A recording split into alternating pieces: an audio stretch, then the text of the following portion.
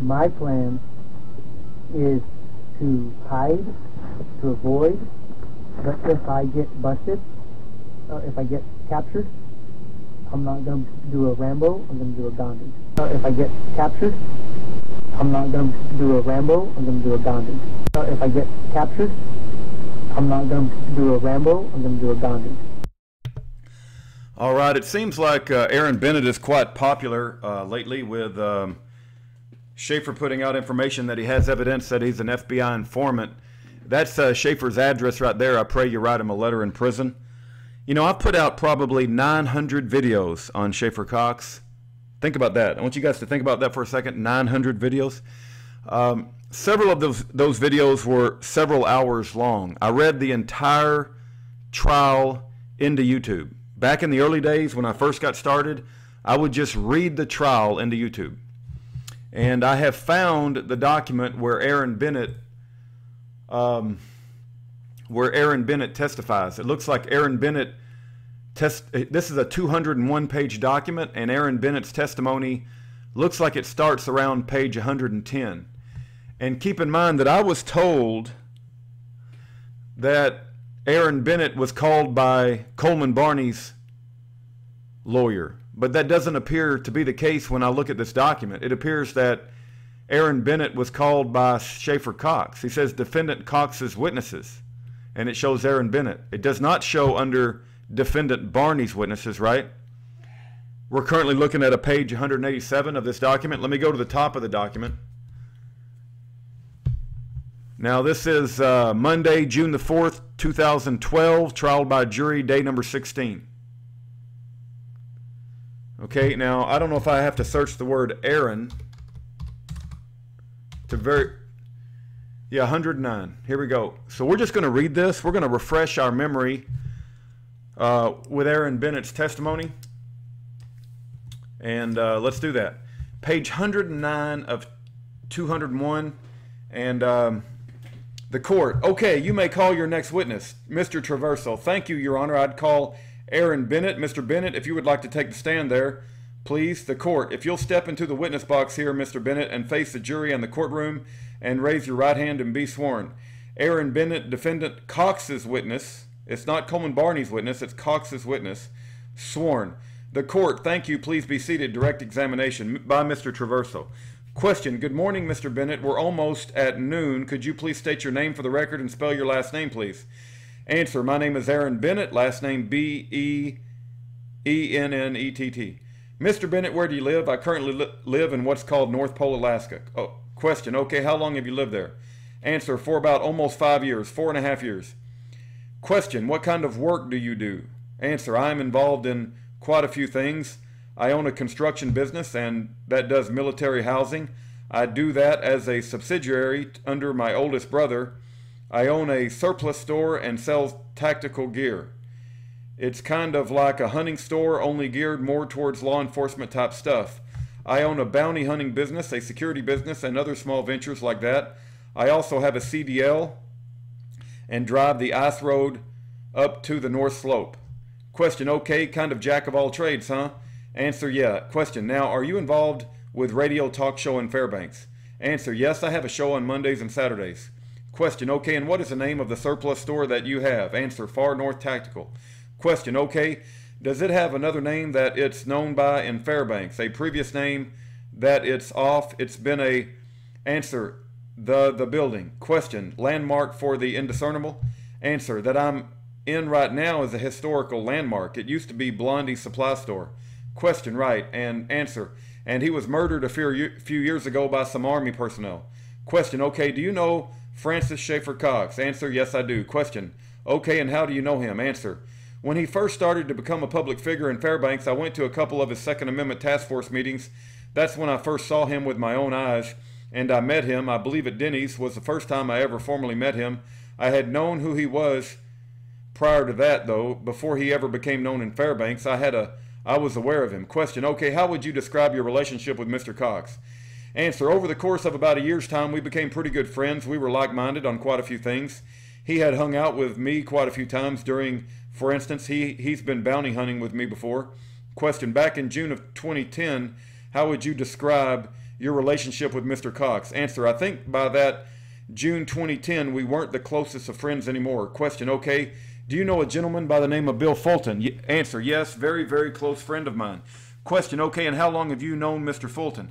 Answer, I don't know the exact dates, but him and I were really close friends before I ever moved to Fairbanks, Alaska. I lived in Anchorage, Alaska about 8-9 years, and him and I were very close. I spent a lot of time in that man's home. I spent a lot of time doing numerous things with him. We did a lot of business together. He worked for me for about a half a year because he lost his job at the ammo can. I felt sorry for him, even though I knew he didn't have the trade set that required him to work for me. I gave him a job anyway. I was really good friends with his family, spent a lot of time in his home. Question, okay, to your knowledge, did Mr. Fulton belong to a militia and fair in Anchorage? Answer, no, not in an organized per se fashion, no. Question, okay, but did he ever speak about a militia? Answer, yes, he had asked. Mr. Scrocky, objection, hearsay. Mr. Traverso, he has knowledge about that, personal knowledge. Court, well, the question was answered. Did he ever speak about a militia? The answer was yes. Mr. Traverso, okay. The court, what's the next question by Mr. Traverso? Question, what was your relationship with Mr. Fulton in June of 2010? Answer, in June of 2010, him and I, Fulton, I had a very close relationship. We referred to each other's stores as sister stores because in all reality, we were sister stores. We helped each other out with everything. I would go down and see him. He would come up and see me. If he never really liked to come up and see me, but I would go see him a lot, and I finally talked him into coming to see me on the pretense that the last event that I'd held, which was a fundraiser, I did really well. I told him he could probably do really well, and so he said he would come up and do a fundraiser with me. So at that time, we were really close. We were very close. Question, when you speak of his business, is that the Drop Zone? Answer, that would be Drop Zone, yes, and I helped him start that store all the way down to the physical labor of cutting boards and making the displays and things of that nature. He indirectly helped me start my store, advised me because he had been doing it for about a year. He helped steer me along a lot, you know, the legalities of it. And at that time, we were doing a lot of trading back and forth, definitely. Question, okay, in June of 2010, was there a fundraiser in Fairbanks that's sponsored by you through your shop? Answer, yes. That was for the Alaska Conservative Coalition, who Maria and Bill Rensel are the primary people on that. Question, okay, was Mr. Fulton invited to this affair? Answer, yes, by me. Question, okay, and did you know whether or not he had an associate with him at all times when he came up to Fairbanks? Answer, sure, he had a gentleman he liked to call Jesus. His actual name is Kyle. I always called him Jesus just to put a pun into calling him Jesus. But that was pretty typical, you know. If I came down and saw Bill down here, Jesus was always with him. Question, okay, when Mr. Fulton came up here, did he state a purpose in mind? Answer, other than making money? Question, yes, okay. Answer, no, not initially when he came up. He came up to make money. Question, okay, did Francis Schaefer's, did Mr. Cox's name ever come up with in any discussions that you had with Mr. Fulton? Answer, not at all. Question, okay. Answer, he never showed any intent to talk to Schaefer at all. The only conversations me and Bill had about Schaefer up to that point was how much he hated him. Question, okay, that Mr. Fulton hated Mr. Cox? Answer, right. I could have never imagined that at any moment that he would want to see Schaefer Cox. Question, okay, all right. Well, when Mr. Fulton was there, did you know whether or not he was acting as a government informant? Answer, absolutely not. Question, okay, did anything change your mind about that? Answer, I can't say that I ever directly had the suspicion that Bill Fulton was an informant and trying to set anybody up, no. Question, did something occur at Blondies that day regarding a man by the name, well, let me ask you this. Was there a man there by the name of Les Zerby? Answer, Les Zerby was not present on the day of our fundraiser. No, not until, question, okay, until the end of the day. Question, not till the end of the day? Answer, yes. Okay, let's start at the beginning of the day. Did you have any discussion with Mr. Fulton regarding Mr. Cox? Answer, well, at the beginning would be the night before when he showed up and we set everything up.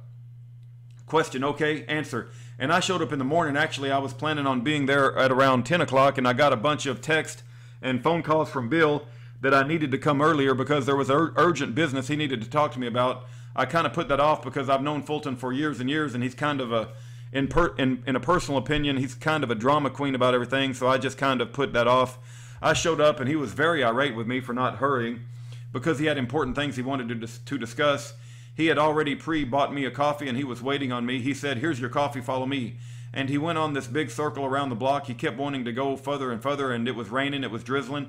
And I wanted to get back to the shop. You know, I had my partner there, and all the people were setting up. All these people I'd invited. I was kind of irritated myself. And then he started to tell me why he had me out in the drizzling rain instead of attending our event that we'd set up. Question: did he try to involve you in something that he was trying to do regarding indiscernible? Answer: he explained to me that the reason that we were on this walk is because that he had Mr. Scrocky. Objection, calls for hearsay. The court sustained. Mr. Traverso: okay, whispered conversation. Mr. Traverso: Mr. Fulton is a government agent, Your Honor, a government informant. We believe that his statements are statements of a party opponent. Mr. Scrocky: rule doesn't work that way. The court: the objection sustained. Mr. Traverso: all right. By Mr. Traverso. Question: well, when Mr. Fulton was there, did you observe anything unusual happening at the store? Answer: as far as the daily proceedings of selling stuff to the public on a mass scale. Question: was there a meeting later on that night? Answer: there was a meeting later on that night that I instigated, I put together. Question: okay, was Mr. Cox there? Answer: yes, I invited him. Question: what time did you invite him? Answer: I don't remember exactly. Yeah, I think that I started getting very concerned in inviting people. I invited numerous people. That was about in early afternoon. I started getting very concerned about the things I'd talked with Fulton about, and started calling anybody that I thought Schaefer Cox might suspect. Question: okay, and did that for the purposes of this meeting? Answer: I instigated the meeting. This meeting was supposed to take place. It wasn't even supposed to take place. I was asked to be on board with a certain plan that Bill unveiled to me earlier in the morning, and I had been stewing over it. What had been revealed to me alarmed me, and I had been told it was all put together by Mr. Cox, so I took action, and action I took was to call anyone that I thought Mr. Cox might respect or revere, and that would be all of his closest friends or people, and I knew that he at least had some regard for. And then I called Schaefer Cox, and I did not make Mr. Cox aware that he was walking into a room full of people. I also did not let Bill Fulton know that I had called all these people. Question: okay. Answer: neither gentleman was aware when they walked into my store at the end of the day that they were walking into a room full of 10 plus guys. Question: okay, what time was the meeting supposed to start? Answer: I don't remember. I believe that event got over at 7 because that's our normal closing time for the store, and I believe it happened after that. There was a bunch of to-do about getting some beer and this and that, and Mr. Fulton doesn't like to do anything without a few beers being present. Question: okay, did eventually Mr. Cox show up with somebody else? Answer: yes, Mr. Cox was pretty late coming. I do remember that. There was a lot of just typical BS going on between all the people there. Rambunctious talk, just guy stuff. Question: and who you mean? Okay. The court: it's time we broke for lunch. We'll reconvene at 1:30, folks. Don't forget to follow my instructions about recess. Hold on.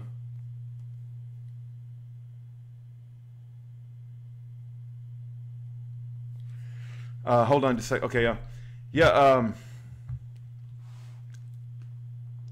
where were we at? It's time. Okay, don't forget to allow instructions about recess and be back ready to go at 1:30. The clerk: all rise. This matter is in recess until 1:30. Court recess at 12:04 p.m. until 1:33 p.m. Jury not present. The clerk: all rise. His Honor, the court, the United States District Court is again in session.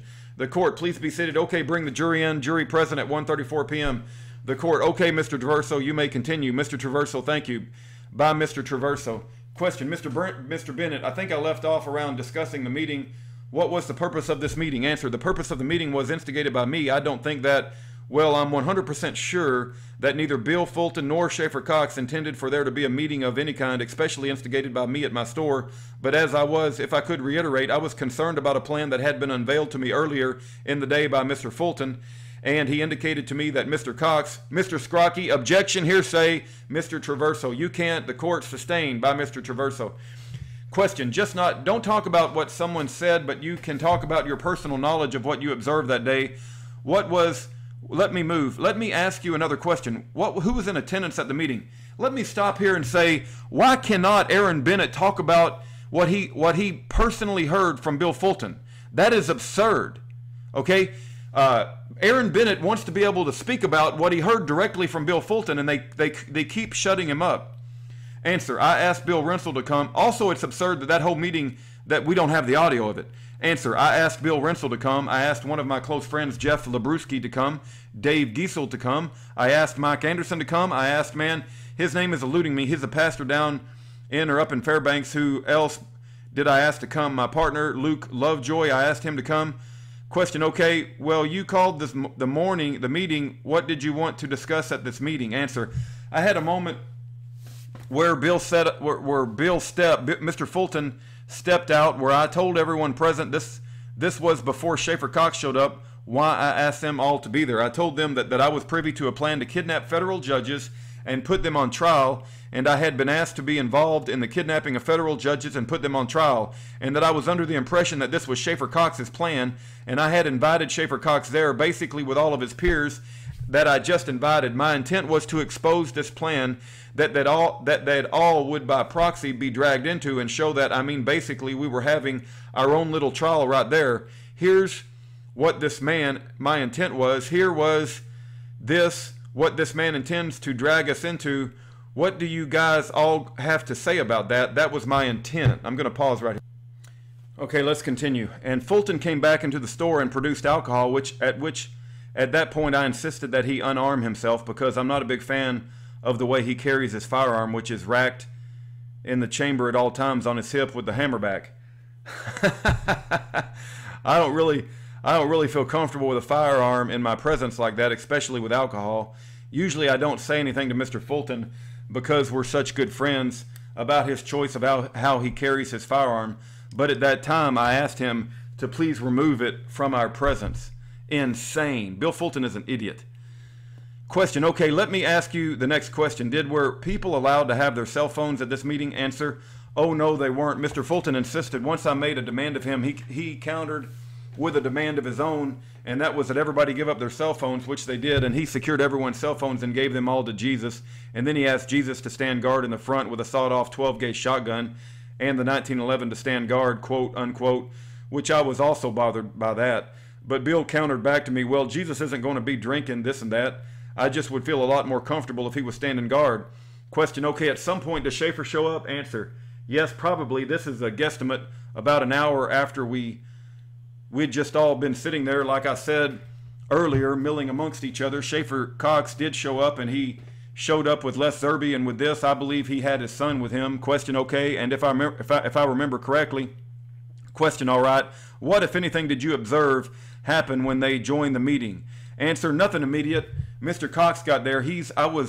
My store is laid out kind of like this room is. This would be the cash register, which would be like a podium. Everybody was sitting in a horseshoe shape around me, and Mr. Cox sat on my left with Les Zerby, which just happened to be the same side Mr. Fulton was on. Most everybody else was spread out on my right. Question, I'm sorry I missed you. When was Mr. Zerby standing?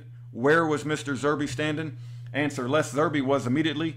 Question, to your left. Answer, to my left. Question, okay. Answer, Schaefer Cox, Mr. Fulton. Question, okay. Answer, and then everybody else was spread out from there. Question, all right. Answer, when he first got there, I opened up by talking first. My store, my rules, I guess. So I reiterated that what I'd already said to everybody there when Bill Fulton was out of the room. I said, here's what Schaefer is planning on getting us into, this and that. And Schaefer Cox immediately started to object to what I just said. And as soon as he started to object, Bill jumped in and started yelling at Schaefer Cox, oh, don't deny your plan. This is your plan. Started yelling and screaming at him. And they were having this confrontation, which we managed to slow down a little bit and calm it down. And I chastised Bill for being so ridiculous and just to calm down. I said, I just want to get this all exposed, so I want Mr. Cox to have a chance to say what this plan is, right? So Mr. Cox starts to go on and tell what this plan is, and he unfolds this plan of how the state is after his son, and he talks about how in the event that the state comes after his son, he would like to have a way to have protection from that if the state tries to take his child away.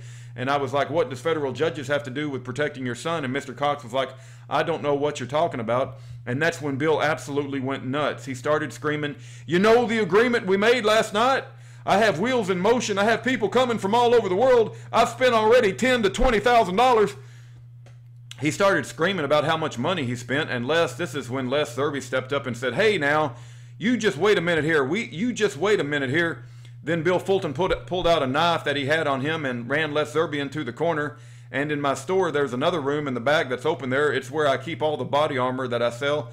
And there's a flag stand there. And Les Zerbe retreated to get away from Bill and actually ended up going into my flag stand and kind of disappeared in there. You couldn't even see him anymore. He was engulfed in the flags. And Les Zerbe was armed. He's the only person in the room I remember that was armed. I almost 100% positive he was armed. Had a firearm on his hip, which he did not pull or touch. But Bill got up on him and told him he was going to cut his throat if he said another word, if he talked, if he opened his mouth, if he said anything. And Les Zerbe tried to say something. And when he did, he's like, I already told you I'm going to kill you if you say anything.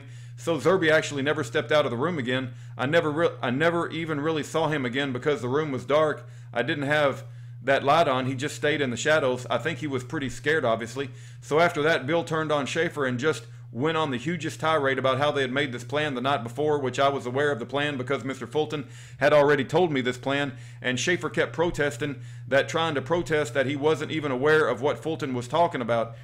I managed to finally calm Bill down. Schaefer wasn't allowed to talk. Bill wasn't allowed to talk. I went around the room and let every single person present make a statement of why they weren't okay with this plan and why they weren't going to support it. After every single person got to say that, then it was Schaefer's turn to talk, and Schaefer said, Mike, Dave,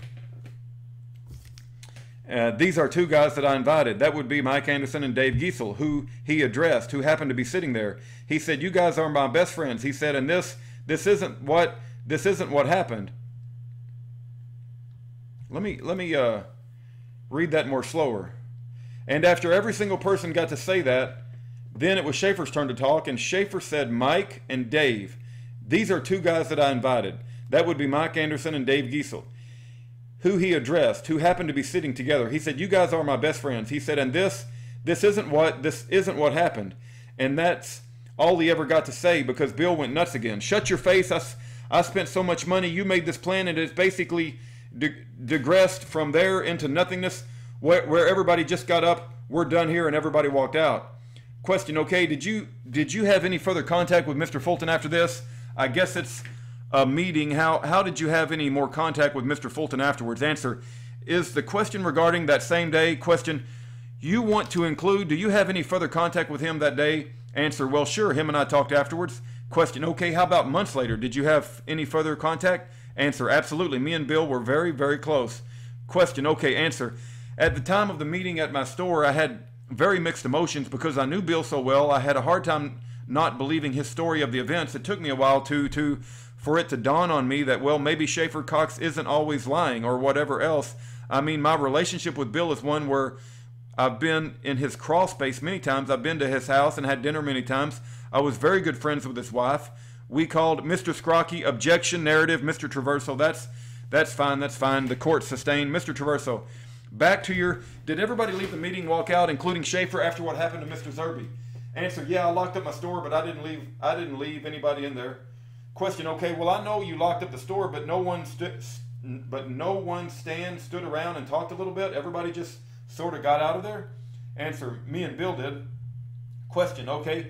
Answer, everybody else cleared out very quickly. It was actually very late by that point. I can't remember how late, but it was. I know it was late enough that Mr. Scrocky, objection, narrative, Mr. Traverso, okay, Mr. Scrocky, we're done answering the question.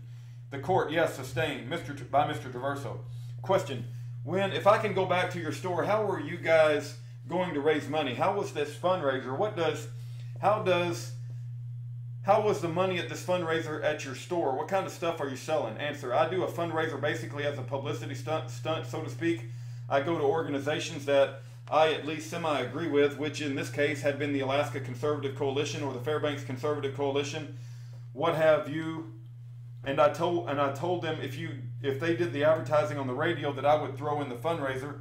So they put mass advertising on the radio for one whole week, which obviously is going to reach a lot of people and it's going to give me a lot of exposure. I'm going to get anywhere from 1,000 to 3,000 people potentially.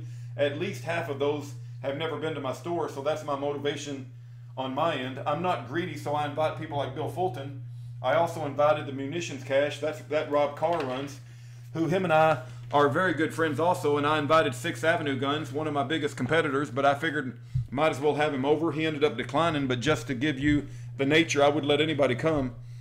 Well, let me stop you right there, if I may, Mr. Bennett. So you sell launchers or Hornet's Nest canisters there? I sell by and large most of the products that A-List Technology makes. I used to. Question, okay, and are most of your customers people who belong to the militias or general public? Mr. Scrocky, objection, speculation, foundation. The court, that's a fair objection. Mr. Traverso, question, do you keep track of who your customer base is for selling those firearms? Answer, primarily military. The first 2 years I was in operation, it was primarily law enforcement that would shop at my store because I had an exchange program for body armor, which they definitely took advantage of. And as we became better known, it's been predominantly law enforcement. A lot of agencies shop there also, like forestry department and things of that nature. We got special requests from biologists a lot up on the North Slope.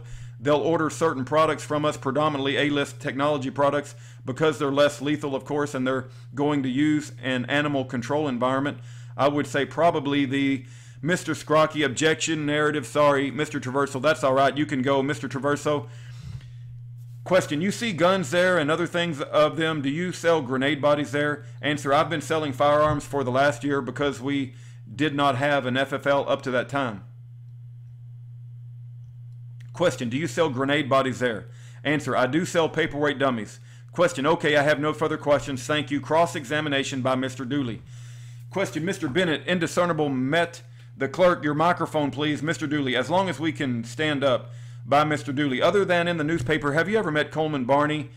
Answer, not to my recollection, no. Question, have you ever talked to him on the phone or any other time? Answer, not that I know of. I can't remember a single time that I've ever met him. The only time I thought I met him, I figured out later that I was actually talking with JR. Question, no further questions. Miss Hayden, no questions. By Mr. Scrocky. Hello, Mr. Bennett. Good afternoon. Answer, good afternoon to you. Question, you mentioned on direct examination you made a bunch of phone calls to get people in that Schaefer respected. Answer, yes. Question, you did that, correct? Answer, some of them were actually at the fundraiser, so I was able to approach them directly, I'd say. Question, so? Answer, probably a little more than half. Question, so some were there already? Answer, yes, sir. Question, okay, and did he come with Mr. Zerby in tow? Did they arrive together, or was Mr. Zerby there already? Answer, I don't remember. I believe they came together. I know that I didn't, to my recollection. I don't believe I called Les Zerby and asked him. I think, question, oh, you don't recall. Answer, I'm almost 100% positive they came together. Question, okay, but you don't recall calling Mr. Zerby? Answer, I don't recall that, no. Question, but somehow he got there? Answer, right. I assume that he came with Schaefer Cox. Question, okay, you mentioned that Mr. Fulton or Mr. Cox, one of the two, you can correct me where I'm incorrect, had mentioned a meeting the night before? Answer, only Mr. Fulton. Question, Mr. Fulton, are you aware that Mr. Cox, Mr. Zerby, and Mr. Fulton and another person met indeed the night before at Pike's Landing and had a meeting? Answer, I was aware on hearsay from Bill. Question, okay, so you weren't there at the meeting? Answer, no, I was not. Question, you don't know how long it lasted? Answer, no, I do not. I was only told the details from Bill. Question, you don't know what the subject matter was discussed at that meeting, do you? Mr. Traverso, asked and answered, Your Honor. That's the day before. He says he has no personal knowledge of it. The court sustained. Scrocky. Question, well, you weren't there. Well, you weren't there? Answer, no, I was not there. I got a choreograph of what happened from Bill. Question, okay, you never talked to Mr. Cox about what happened at that meeting? Answer, no, I did not. Question, you don't know if that meeting was recorded or not, do you? Answer, no, I do not know. Question, when you mentioned that you called these folks together, you said that Mr. Cox, neither Mr. Cox nor Mr. Fulton knew they were walking into a meeting with 10 people. Answer, I can't even remember exactly how many guys were there, but question, I'm not trying to pin you down, but answer, no, they definitely, Mr. Cox did not know, and I did not tell Bill that I was having a meeting with all these people there. I told them that I was having Schaefer Cox there. They wanted to talk about it, and to question, affirmative. Answer, my knowledge, Fulton thought this was going to be me, him, and Cox. Question, I see. And so all these other people showed up because they were trying to do the right thing, essentially. Answer, I guess you could call that, it was an act of self-defense is how I see it. Let me read that again. Question, I see. And so all these other people showed up because you were trying to do the right thing, essentially? Answer, I guess you could call that it was an act of self-defense is how I saw it. Question, are you sure it was the federal judges? Is that what was mentioned? Answer, I believe it was mentioned federal judges. Question, could it have been state judges or any other kind of judge? Answer, I'm pretty sure that Bill Fulton told me federal judges. Question, okay, anybody mention the phrase de jure grand jury? Answer, the only person that's ever said that to me is a man named Jeremy Baker. Question, do you know if Jeremy Baker was in the meeting that night before? Answer, no, I do not. Question, and was he, in what context did Mr. Baker tell you about this de jure grand jury? Answer, the only contact I've ever had with Jeremy, Mr. Traverso. Objection, Your Honor, beyond the scope of direct. What does the court, use the mic, speak up. Mr. Traverso, what does Jeremy Baker's got to do with anything that happened the night at Blondies? The court, well, I think that's Mr. Traverso. He's talking about something collateral. The court, I think Mr. Traverso mattered. The court, I think that's what he's talking about. It may be collateral or may not. What's the question to the witness? Mr. Scrocky. The question was, what did Mr. Baker explain to Mr. Bennett about the de jure grand jury? By Mr. Scrocky. Question, you mentioned you heard the phrase from Mr. Baker. Answer, right, because Mr. Baker had a meeting at a Denny's a little bit before this, and I was invited by a good friend of mine to come here. He had a meeting at Denny's, wanted to talk to people about the sovereignty movement and about the Uniform Commercial Code, things of that nature, which I know quite a bit about that. Question, can I stop there for a second, sir? So we can break it up just a little bit. So Mr. Baker asked you to attend a meeting at Denny's? Answer, no, Mr. Baker did not. Question, who did?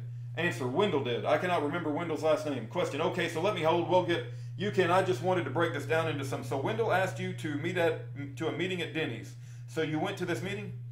Answer, yes, Wendell told me that the nature of the meeting was about, and he said, I know that you know about these things. I would like you to come. Question, okay. He said, if you will come, I will stand up and request that you get a chance to talk. Question, all right. And this has to do with the sovereign citizenship thing, correct? Answer, that's right. Question, okay. So Mr. Baker, question, Mr. Baker was there? Answer, and Mr. Baker was there. So were a lot of other people. Question, let me ask you, try to follow my questions real quick, okay? So we can, or just stay with me and we'll get to the story, okay? So Mr. Baker was there, Wendell was there. Was Les Zerbe at the meeting? Answer, I don't think so. Question, okay. Answer, this was pretty public. It was at Denny's. It was a packed house. Question, all right. Answer, he went on his spiel about the sovereign movement, and then, question, were you asked to stamp your driver's license? Answer, I wasn't asked to do anything. Question, was there anything mentioning stamping driver's licenses at this meeting? Answer, not that I remember. He was giving an overview of how you become a sovereign citizen. I, Wendell, stood up and asked if I could speak. I got to go up there in front of everybody and speak, and Miss Hayden, Your Honor, I'm going to object. This is beyond the scope, way beyond the scope. Mr. Traverso, this is way beyond the scope of direct. The court, Mr. Scrocky, I'll pull back. Mr. Traverso, far afield. The court, yeah, the objection sustained. Scrocky. Question, okay. So you went to this meeting at Denny's, and so that's the guy you heard Mr. Baker say, de jure grand jury? Answer, Jeremy Baker had a bone to pick with me. Question, that's something I'm not even going to get into. Answer, he came to, question, Mr. Bennett, answer, my store. Question, Mr. Bennett, I'm not going to inquire about that. Answer, okay. Question, it's outside the scope of what they talked about, so I'm not going to go into that. Answer, okay. Question, okay. So with respect to the circumstances of this meeting in your shop, Mr. Fulton was there, Mr. Cox is there, and this issue of this plan is essentially sprung up on Mr. Cox, correct? Answer, exactly. Okay. Question, okay. So had he spoke about it the night before, it's now out in public, isn't it? It's in front of all those people. Mr. Traverso, objection, the witness. I didn't get Mr. Traverso calls for speculation, the witness, the first, Mr. Traverso. Mr. Cox hasn't even been established being at this meeting the night before. The court, we have a hard time hearing you, counsel. Mr. Traverso, it calls for speculation, objection. Your Honor, Mr. Cox was never even addressed at being at the meeting before. He didn't know anything about who was at that meeting. Scrocky, no, I'm talking about the meeting in the hotel room, counsel. The court, well, Mr. Traverso at the hotel, or Mr. Scrocky with Mr. Traverso, the court, wait a minute, now you lost me. Let's start with a new question. Scrocky, okay, Scrocky, question. So had Mr. Cox been in the meeting with Mr. Fulton and Mr. Baker and Mr. Zerbe in the hotel at the Pikes the night before? Answer, I was aware that Mr. Fulton, based on his account of it, was in the meeting the night before with Schaefer Cox and Les Zerbe. Question, okay, so if assuming Mr. Fulton's recollection and his explanation to you was accurate, Mr. Cox would have been surprised that all these people were here to hear about his plan that he talked about with Mr. Fulton, right? Answer, of course. Question. Thank you, Mr. Bennett. The court. Any further questions on redirect? Redirect examination by Mr. Traverso. Question. Did you believe everything that Mr. Fulton was telling you that night, or did you have some questions about it? Answer. I believed what Mr. Fulton told me earlier in the morning. I no longer believed him by the time the evening came around. Mr. Scrocky, asked and answered by Mr. Traverso. Question. You were unaware of any meeting, any discussion the night before, correct? Mr. Scrocky, objection leading by Mr. Traverso. Question. Are you aware of any meeting the night before at Pike's Landing where Schaefer had such a plan? Mr. Scrocky, objection leading. Mr. Traverso, he opened it up on the court. Well, the question is leading in form, I think. Mr. Traverso, okay, going to rephrase it. Mr. Traverso, question. When you were at your store and Mr. Cox was there, what was the expression on Mr. Cox's face when this so-called plan was unfolded? Answer, surprise at first, which turned to alarm and more aggressive the bill got, insisting that he had this plan. Question, okay, all right, and Mr. Cox got a word in edgewise with Mr. Fulton? Answer, absolutely not. Question, thank you, no further questions. The court, okay, thank you, Mr. Bennett, you may be excused. Mr. Traverso, thank you, we call Francis Schaefer Cox, Your Honor. Okay, that is the testimony of Aaron Bennett. And I want to show you guys something before I close this video down. If you go to my channel, and you go to my channel, click on videos and click in Aaron, A-A-R-O-N. How come it did that? What's going on? Well, let's, here we go. Okay, click on A-A-R-O-N. On those videos, you're going to find a video that says Aaron Bennett provoked Schaefer Cox to commit violence, recorded on audio February 12, 2011. You're going to find a video called Massive Find Aaron Bennett Death Threat. I'll explain in an upcoming video. You're also going to find a video that says Aaron Bennett is constantly pushing me. You've got to just fight and start the killing. February 12, 2011. You're going to find a video that says more proof of Aaron Bennett threat in Mr. Thessing prayer with Cox, Barney, and Vernon's. So just be aware of those videos and be aware of the trial testimony and whatever new evidence that Schaefer Cox is going to be, bringing up in his appeal that Aaron Bennett is an FBI informant. That's between Schaefer Cox and Aaron Bennett. I personally would like to see Aaron Bennett and Schaefer Cox be able to talk to one another, but that simply is going to be very difficult given that Schaefer Cox is in prison. All right, that is the trial testimony of Aaron Bennett. If you ever wondered exactly what it was, that's what it is.